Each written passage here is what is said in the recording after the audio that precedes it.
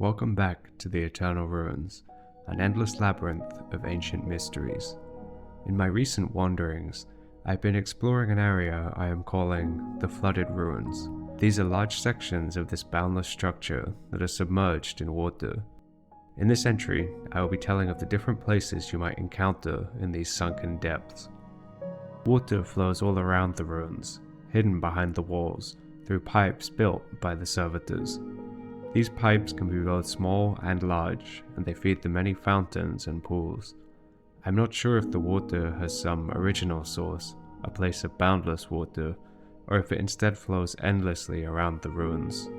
Long ago, some of these pipes must have come asunder, and torrents of water rushed out without end.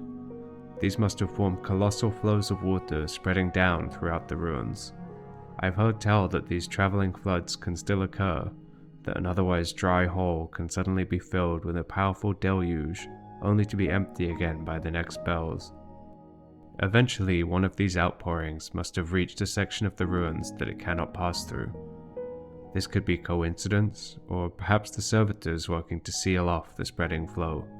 These pots filled with water, submerging these structures over unimaginable amounts of time, sealing away their secrets.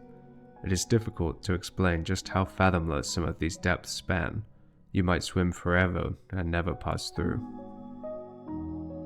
Should you wish to explore these lost structures, you will first need to find water.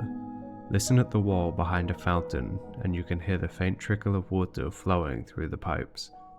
Place your hand on the wall and follow it for as long as you can. If you are lucky, you might find a sprite, who are known to lead wanderers to places of water. Should you discover a stream of flowing water, following it will lead you to a pool at some point. These pools can range from the size of a small spring in the ground to large chambers filled with water. These are good places to bathe or possibly catch fish if you have the skill, but more importantly, it is your entrance to the depths below. It is not easy to explore the flooded ruins, especially for those of us who did not awaken in water. You will need to train your breathing and your ability to swim before you can explore. There are pockets of air deep under the water, at the top of submerged rooms, where you can come up to breathe. These will be your sanctuaries as you swim deeper and deeper. As you can imagine, this is incredibly dangerous. Should you find yourself stuck, unable to reach another air pocket, you will surely perish. Once again, the sprites prove to be the wanderer's closest friend. They cherish being submerged and move freely through the water as if it wasn't there. I have heard more than one tale of them helping a drowning wanderer. Of course, if you wish to go deeper, where the light no longer reaches and the currents are cold, you'll need more than just trained breath.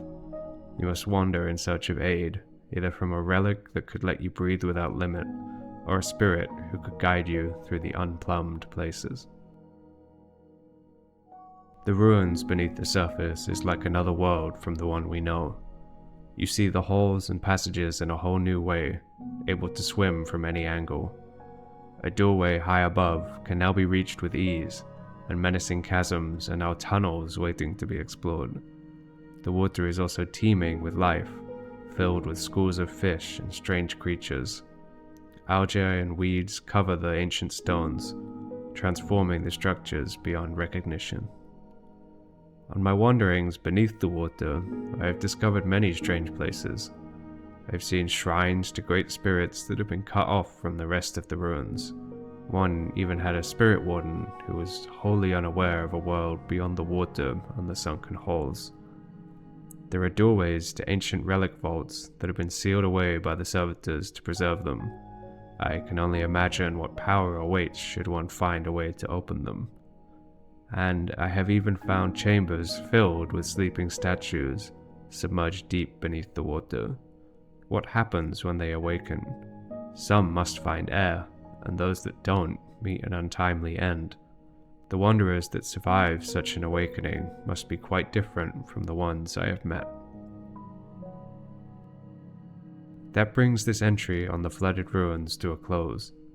I will continue exploring these depths, and perhaps record the beings I encountered down here. I wish to learn more about the wanderers that live in these forgotten places, and the servitors that work tirelessly to fix the flood. There are spirits down here that have never met a wanderer before, and demons that hunt in the water like fish. Wish me luck.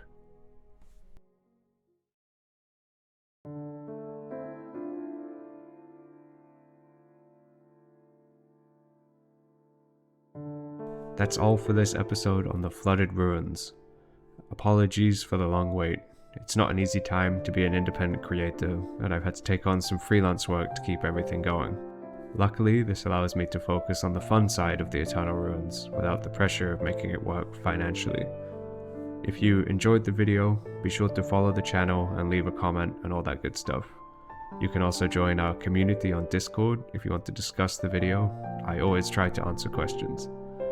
And if you want more Eternal Ruins content beyond the videos, you can join the Eternal Ruins Patreon.